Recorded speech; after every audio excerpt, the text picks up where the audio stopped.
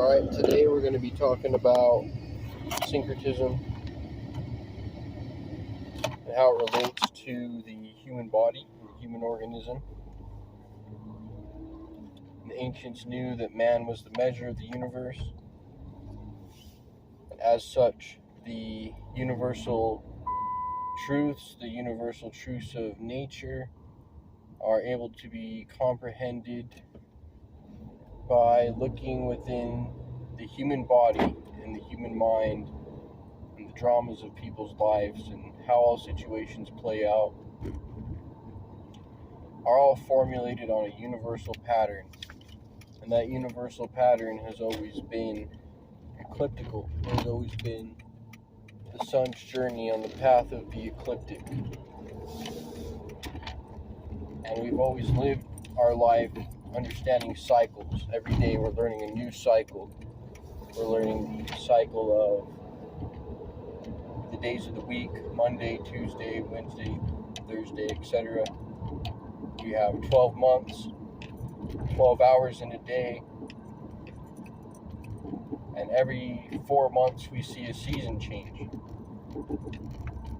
And if we understand that the seasons are the representation of the various degrees and functions of the mind of the universal one, because we are the many, and that those patterns are refracted not only as seasons but as well as stages of life, as we start out as a baby, grow to adolescent, then become old age, mature, then old age. These are the cycles of the 4 seasons. So we have spring, summer, winter, fall. And now in the fall we know that the leaves fall. And that in the northern hemisphere there's a fall of energy, a fall of solar energy. Things go to sleep. The trees and the flowers all seem to die. If it was someone's first time seeing it, it would be almost as if a fear of a loss of life. We know that in some of the cities, the poor homeless people freeze to death in the winter time, but in the summertime, it's okay more so. So winter was always a symbol of death. And it was always said that the sun conquered death, because after that winter is over, after fall turns into winter and everything grows with snow, and once again, the universal agent or the universal savior resurrects from that tomb or that womb and brings new life every spring. So what once was dead, then you see the flowers blooming on the trees bringing forth fruits, everyone's reaping what they sowed. So in that winter months, that's symbolic of the subconscious or unconscious, and the spring and summer months are symbol of the conscious mind. And you have the polarity shift, as we learned in the initiation into Hermetics, and we learned how the seasons, reflect the inner initiations and the inner changes of one's spiritual journey are symbolized and refracted in outer appearance of events. So winter represents the death, physical incarnation, the tomb, the womb, born in the stable. Jesus is born in the stable of Sagittarius, Capricorn, between these 2 signs.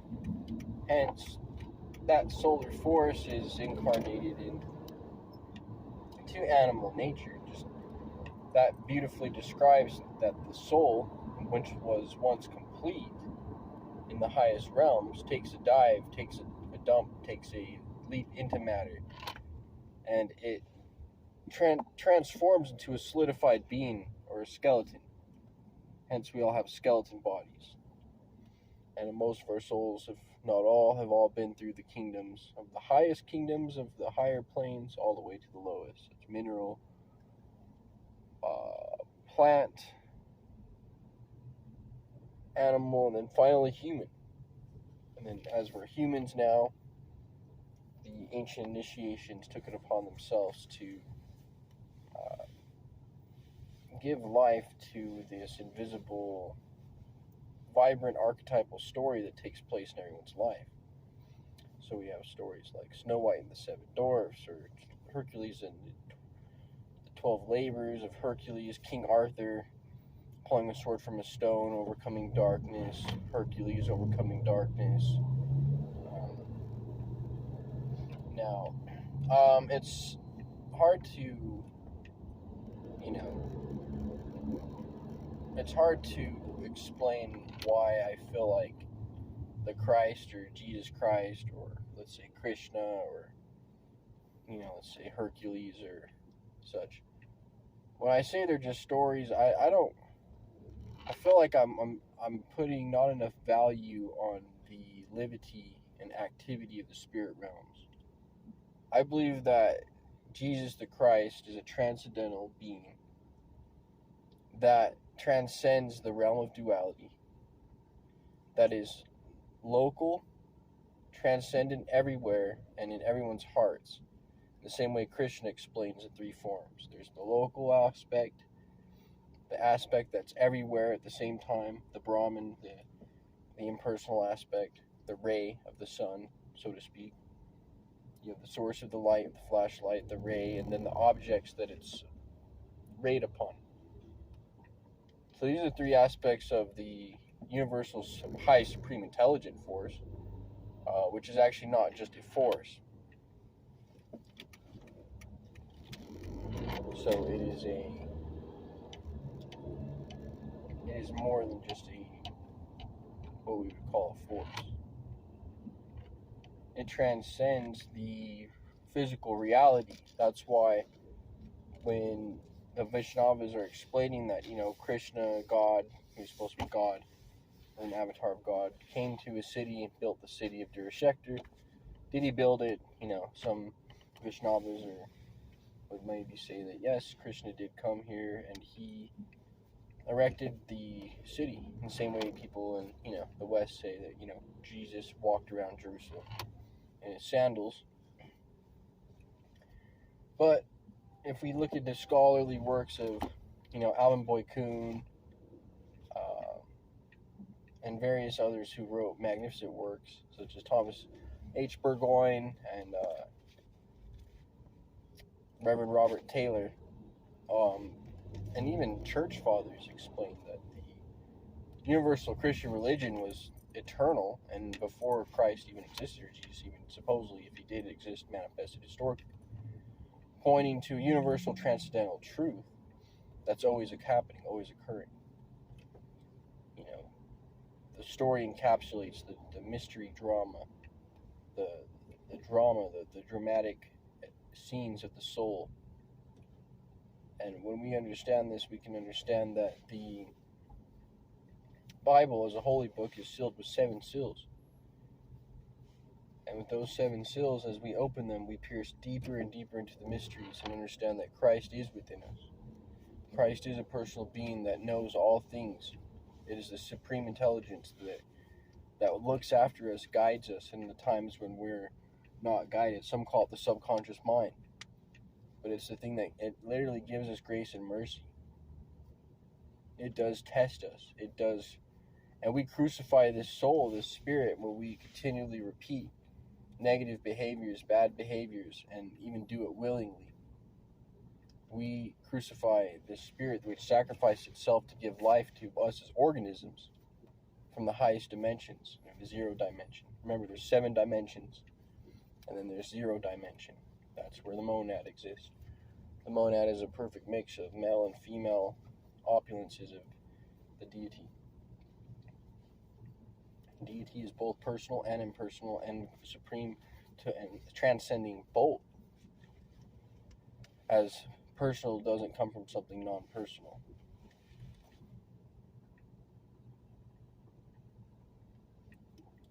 So when we understand the mysteries here, we take our life and we see that we're now in the human plane. We don't have much memory of our prior existence to here. Some have said that we were previously in human forms. Some say we were previously in animal forms. Some say we didn't even exist, but through our ancestors. So the universe is based on eternal progress, eternal individualization and progress for eternity. So think of it like this: the highest consciousness, or the highest sublime everythingness, gives birth to individual separations of itself, and by doing so,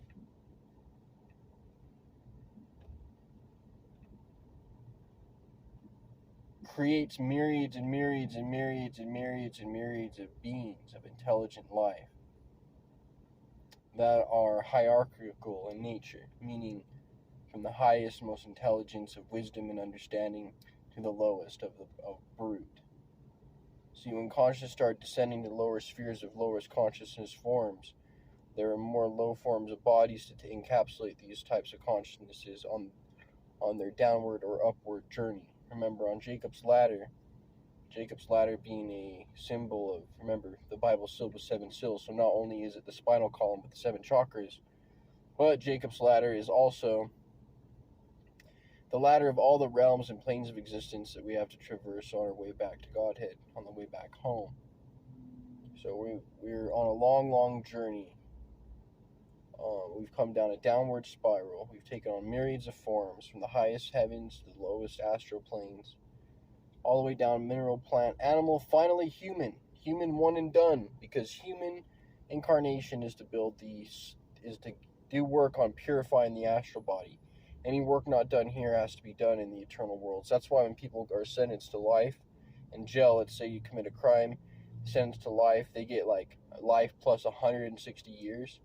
Well, people always ask, well, why? Well, because you have to serve that extra time in the astral plane.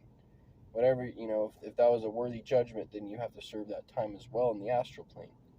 You have to purify your astral bodies, the 7 astral bodies, in order to be fully born in the heavenly body, which is the soul body. So that's why any work you do here speeds up that process, because one day you're going to wake up and have a life back to back, living an actual life where you don't have a body that's physical. Nonetheless, you do have a body that's super sensible.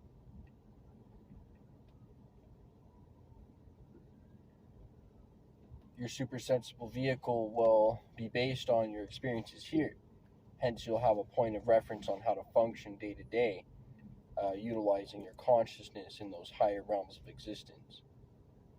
Even the most mundane acts of driving, walking, various aspects of truth have all been basically to prepare you for that upward journey in which you'll transverse those higher planes of existence slowly. Yep, because you're eternal, it takes a lot of time, We've all been here a long time in this life. We all hope we have many more years, because the experience of this world is priceless. Life here is where you can comprehend divine love, divine understanding. You can acquire intuition. You can understand true vision and true sight. And everyone has a particular job or cosmic mission or cosmic journey. Every being and every soul was called into existence by God. Every soul that was called into existence by God descends into the physical realm to acquire knowledge of itself. Some go too far and end up becoming demoniacs, in which there is a final extinction of the soul and they're recycled. But as for the everyday person, neither saint nor purely evil, will have opportunity to work on themselves. But everyone should encourage themselves to work hard here and to use every day, because we are eternal. We are manifestations of the light, and we don't want to lose all our light. So we need to continue to learn how to transmute that light. When we transmute that light, remember, we are putting to death the vices of lack of appreciation, lack of attention, lack of love, lack of understanding, manipulation, greed, lust. When we put to death these principles, we get more light within ourselves. Our minds become clear, and we become a reflective lens for those higher archetypes to manifest within ourselves. Once those higher archetypes manifest within ourselves, then we are on the path of building Solomon's temple, which is the activation of the 12 intelligences, each one represented by the 12 zodiac, or one of the 12 disciples, or the 12 labors of Hercules. Each one of these 12 correspond to a particular nerve in the brain. There's 12 nerves in the brain that connect to the 12 systems of the body: digestive, skeletal, muscular, etc.